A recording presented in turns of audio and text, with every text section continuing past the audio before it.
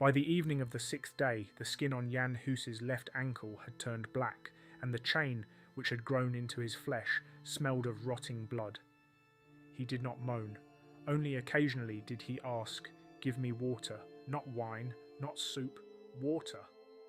But the guard, appointed by the imperial chaplain, looked at him silently through the slit in his helmet. The vessels of water left at the door were not opened. Hus had not eaten for 3 days. His tongue was dry, his lips cracked, his voice barely audible. According to the recollections of the Inquisitor Heinrich von Altdorf, the heretic's eyes were bloodshot, his face was swollen, and worms were crawling on his motionless legs. One of them fell to the floor, and Hus laughed quietly as if he had seen a sign. No medicine was used in the castle. By order of the cardinal, it was forbidden to use even ointments. He who has defiled the temple with books is not worthy of the benefits of oil. Nevertheless, the records of the monk Jacob on the south wall mention that the second guard, named Clemens, unbeknownst to everyone, left a piece of cloth soaked in vinegar in a crack. This gesture was noticed. 2 hours later, Clemens was replaced. No one saw him again. Every morning the charges were read to Gus, in an even voice, without change, without pause. The day when the sounds of execution reached his cell, the roar of the crowd and the blows of the hammer, he, according to the informer, turned to the wall and whispered, "I did not believe the first one, I answered the first one." The church protocol demanded repentance, but Hus continued to remain silent. 3 times he was led into the hall where theologians, scribes and legates stood. 3 times he refused to admit his error. After the 3rd interrogation, he was chained to a stone pillar inside the cell. According to a servant's description, his arms were stretched upwards and his legs were chained to the floor. He could not sit or lie down. He could only stand and rot. On the 8th day, his body began to decompose. A stain appeared on his chest, then another. Flies penetrated his mouth and nostrils. One of the guards covered his nose with a rag and wrote a report stating, "The stench is stronger than that of the dead in the field, but he is alive." According to a medical treatise written half a century later, Gus suffered from multiple necrosis of the limbs, renal failure, dehydration, sepsis, and probably paralysis of the right side of the body. His vocal cords were damaged by the heat, and his liver, according to post-mortem descriptions, was covered with patterns similar to ulcers caused by poison. On the night of the 9th day, the walls of the cell were covered with mould. The monastery chronicles state, "The stone above his head darkened and slime appeared on the floor, which was not found in other cells." The abbot decided to consecrate the cell, but the bishop refused. The holy does not touch the accursed. The papal court in Constance began to divide. Some said that the devil was keeping Hus alive to shame the church. Others said that God was testing her through the heretic. One of the legates whispered that he had seen blood rolling across the stone floor, although the prisoner had neither wounds nor food. On the 10th day, the guards began to change every 2 hours. The smell had become unbearable. One of the scribes allowed to examine him remarked, "He was hardly breathing, but his eyes were open, not like those of a living man, but like those of someone who is already looking at another core." On the 11th day, they tried to feed him crumbs of bread on the tip of a knife, but his jaw did not move. A doctor, summoned in secret, said, "He must be dead, but he is not dead." Gus did not flinch from the lashes of the whip. He did not cry out when a candle was held to his foot. Only a rattle like a prayer escaped from his throat. In the report on the chains compiled by an anonymous brother, we read, "With each passing day he became not weaker but more immobile. It was as if he was not rotting, but turning into something else. Not a saint, not a demon, but the remnant of pain." The 13th day dawned in silence. Gus did not move, the chains did not rattle, his skin had blackened and was flaking off onto the stone. Only his eyes remained open. They stared up at the shadow cast by the lattice window. By the morning of the 7th day, a black puddle had formed on the floor beneath Gus, a mixture of pus, blood and urine. The stone absorbed only the edges, the rest stagnated, giving off a sweet, suffocating smell. One of the guards described it in a note. His leg opened like a corpse on the 5th day. A bone protruded from his foot. Underneath it were worms, fat as leeches. This note was confiscated, but a copy was preserved in the personal notes of Bishop Langenau's secretary. Huss's body had almost stopped moving, only his eyes closed and then reopened with a crackling sound from his parched eyelids. When the monk John was ordered to read out the list of new charges he noted in his diary, at the 5th sentence he began to smile, without a sound. The smile was not human, but like that of a skull in a tomb. At the same time, discussions were taking place in the Vatican about how to properly issue a death sentence without an act of renunciation. Some cardinals proposed declaring him physically dead but spiritually alive as a heretic, so that he could be publicly burned without trial. Others insisted on prolonging the torture. According to reports from the papal curia, on the 10th day a document arrived from Rome. No protocol is required, since he has not recanted. Bring it to an end. In the courtyard of Constance Castle, they began to build a wooden platform. It was knocked together from old boards soaked in resin. Local carpenters said among themselves, "Why build it if he is already dead?" But the chief of security gave the order. He must burn alive, so that there is no doubt. Meanwhile, the monk Jacob, the same one who had mentioned vinegar earlier, went twice to the abbot to ask for last rites for the prisoner. He was refused.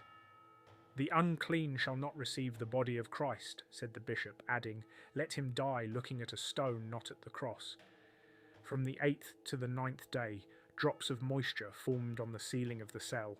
They did not drip outside, but dripped directly onto Huss. This caused controversy among the servants. One of the guards refused to enter the cell after hearing the chains, in his words, move as if he were still breathing. He was dismissed. He was replaced by a silent man with a burn mark on his cheek. Dr. Conrad Beck, who was supposedly invited to examine the prisoner, spent no more than a quarter of an hour at the door and returning said, "He is already out of his body. What you are holding is not a human being, but he cannot be declared dead. That would be worse." After that, he was not called again. Meanwhile, rumours were circulating in Constance. The maid of one of the chaplains said that a man with a rotting face had appeared to her in a dream and silently showed her a key. Merchants stopped approaching the south wall, saying that it smelled of carrion, even though the executions had not yet taken place. On the 9th day, a delegation of Czech supporters of Hus arrived at the monastery. They were not allowed inside. According to the chronicler, 2 old men and a woman, dressed all in black, stood at the gate until darkness fell. One of them threw dirt at the guards, saying, "You will not kill him. He has already risen from the dead." At midnight, Huss was untied from the stake. According to a document signed by 3 guards, the body had been held upright for at least 6 days. The bones were broken and the joints no longer bent. When they tried to lower him to the floor, there was a dry crunch. One finger fell off. It was picked up with tongs and burned immediately, without waiting for orders. The next morning, a crow crawled into his cell. It sat on the chain and began pecking at the blood-stained fabric. The prisoner did not react. A witness reported that his eyes were still open, but there were no tears in them. Inside the cell, the temperature was lower than in other rooms. The guards reported that the fire in the torch goes out by itself if you bring it close to the door. One of the scribes wrote, "The brothers are terrified but silent. Some bow to the door, some spit, but not one remains indifferent." Towards the 11th day, according to the recollections of the monk Martin, a piece of skin fell off Gus's shoulder, exposing a white joint and the blackness beneath it. The stench changed. It was like rotten bread, damp and greasy. The order to burn him had already been signed, but they had to wait. It had been raining for 3 days, and the platform was soaked through. As they carried him, by his legs and armpits, from the cell to the storage room, his body could hardly bend. It jangled with chains and creaked like a wooden structure. One of the servants, who was present at the removal, later wrote, "He weighed almost nothing, only bones and tendons, but everyone looked at him as if he were about to say something." There were 2 days left until the execution, but even then, even those who considered him insane began to say, "If he is dead, Why does the stench follow his body like smoke from a burning fire? When the 12th day came, the body lay on wooden planks in the lower storeroom of the castle. It had not been washed or covered. The chains had not been removed. They had only been loosened so that the remains could be transferred to a cart. But when they came to take him away, it turned out that the skin had slipped off his shoulders, his neck had burst, and the iron was no longer holding. One of the carters touched the belt and burned his fingers. According to him, the metal was cold, but from the inside the body was burning like a brazier. The bishop personally inspected the room and ordered, "Burn it to the ground, not like remains, like flesh worthy of purification." It was decided not to wait for further decomposition. That same night, the platform was dried out and 2 boards soaked with corpse moisture were hastily replaced. According to legend, one of them cracked and a black wasp flew out from inside. The scribe who recorded this later disappeared from the monastery. The next morning, Jan Hus was led into the courtyard. His body was carried by 6 men, not because it was heavy, but because no one wanted to touch it alone. Covered with stains and dried out, it still gave off a foul odour. Witnesses later wrote, "It was not a corpse, it was a premonition, fear frozen in the skin." A crowd gathered quickly. They were waiting for a spectacle, but when they saw it, they fell silent. The women crossed themselves, the men crossed themselves. It was a premonition, fear frozen in the skin. A crowd gathered quickly. They were waiting for a spectacle, but when they saw it, they fell silent. The women crossed themselves. The men turned away. One boy began to scream, "He's looking!" and his mother took him away before waiting for the end. Before lighting the fire, the body was laid on straw. The executioner, according to custom, tried to tear off the clothes, but the fabric had grown into the wounds. There was no blood, only a murky liquid dripped, as if from an open abscess. One of the priests whispered, "No, let the earth absorb it, let it remain in the fire." The bonfire did not catch fire immediately. The wind blew towards the wall, and the smoke hung low, covering the faces. Some of the noble spectators began to cough, and some fainted. One of the witnesses noted, "The smoke was not grey, but green. It was as if disease was burning in it." By order, the burning lasted at least 2 hours. During this time, monks with censers walked around all corners of the courtyard singing psalms. But the sounds were interrupted, the fire crackled too loudly, and when the bones began to crumble into ashes, one of the women, a beggar from Meissen, cried out, "That was the word, we burned it." She was arrested that same day. After the burning, almost nothing remained. The ashes were collected in a barrel, poured over with vinegar and carried outside the castle. There is no evidence of where exactly this was. One rumour claims that some of the remains were stolen during the night and taken to Prague. That same evening, the papal legate Rancio wrote in a letter, "Today we got rid of the dead man who was not dead, but the silence has not returned. Everything seems to be waiting for him to rise again." The following days were accompanied by strange occurrences. One of the scribes lost his speech, another lost his sight. In the room where Hus's clothes were kept, dead mice began to be found, icons turned black, and the walls were covered with black streaks. The abbot ordered everything to be whitewashed again, but the ashes seeped through even the whitewash. A movement began in Prague. People gathered at night, placed candles in the windows, and burned papers with inscriptions. The church accused the supporters of the deceased of this, but the testimony of secret informers said, "People do not speak, they are silent, they just stand there, and that is worse than prayers." Upon receiving news of the execution, the Pope ordered the publication of a bull in which he called Hus, a shadow returned to dust. But in the copy kept in St. Paul's Cathedral, the word dust was crossed out by an unknown hand. Instead, it read, "Fire did not purify." On the 13th day after his death, it rained again in Constance. It lasted 40 hours. And all this time, crows hovered over the castle. People did not go out into the streets. The monks did not sing. And one of the reports said, "Somewhere down below, it still smells. But there are no bodies, no coals, only stone and memory." 2 weeks after the execution in Constance, riots broke out. First, there were nightly stone-throwing attacks on the western wall of the cathedral. Then, 2 junior scribes who had followed the bishop to the archives disappeared. Their bodies were never found. Only an inkwell smashed at the door of the scriptorium. In a report sent to Vienna, one of the senior guards wrote, "Since we burned Hus, the air in the cathedral has been different. You walk and hear no echo. It's as if the stone doesn't want to speak." The following month, Bishop Constance left the city. He was followed by 3 notaries, 2 of the 3 chaplains and 1 of the 4 inquisitors. Their letters to the Pope all said the same thing: he is gone, but he remains. They were not talking about his body, they were talking about his mark, about what had not disappeared along with the ashes.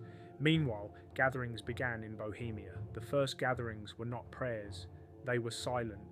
People stood by the walls of monasteries, palaces and churches. They said nothing. They carried no signs, but they stood there for hours. Sometimes entire families gathered. Rumours spread that a shepherd had found a bone in a village south of Prague, dry, charred, but with a cross carved into it. It was kept in a chest where a candle was lit every night. In December of that year, the gospel belonging to Hus disappeared from the monastery of St. Boniface. 4 days later, it was found in another cell, opened and written over by a new hand. There was no blasphemy in the notes, only the same text, repeated dozens of times. The ashes speak. Rome was alarmed. Papal notary Felix de Marcio sent a delegation to Prague with the aim of identifying and burning all traces of Hus's teachings, but none of those sent returned. Only 1 soldier, wounded and half mad, was found in Teplis. His notes, preserved in the archives, read, "They do not read, they remember, and the more we forget, the more deeply they remember." After a year, the Vatican secretly issued a ban on mentioning the name of Jan Hus in sermons. Officially, this was due to the risk of heresy. Unofficially, according to Bishop Martino, every time his name is mentioned, the candles on the altar go out. Medicine tried to explain the slow death of the prophet. Professor Gertrich von Sigsberg wrote in his treatise on decay and holiness, "Judging by the descriptions, Hus's body was in a state of painful decay, but its vital functions had not ceased. This can be explained by circulatory failure, septic shock, and psychogenic resistance. However, this resistance contradicts everything we knew about the processes of dying." Meanwhile, something happened in Constance that was kept secret for a long time. The cell where Hus was being held began to crumble. First, the ceiling, then the floor. The interior walls were covered with stains. One of the monks who served there later went blind. The second went mad. The lock on the door was replaced, then it was sealed, and later the entire tower was surrounded by a stone wall, without any signs or inscriptions. They said that on the 10th anniversary of the execution, a man in a black robe came from Prague. He did not speak, eat, or sleep. He just sat by the western wall of the cathedral and looked up. They tried to drive him away and beat him, but he returned. After 3 days, he disappeared. In the place where he sat, a line appeared, burnt into the stone. "I spoke. You listened, but you did not hear." Thus, the body of the prophet, burnt, cursed, buried in smoke and silence, did not disappear. It remained. In words, in ashes, in chains, in the eyes of witnesses. Not as a saint, not as a demon, but as proof that the truth, even in chains, rots slowly, but it does not die.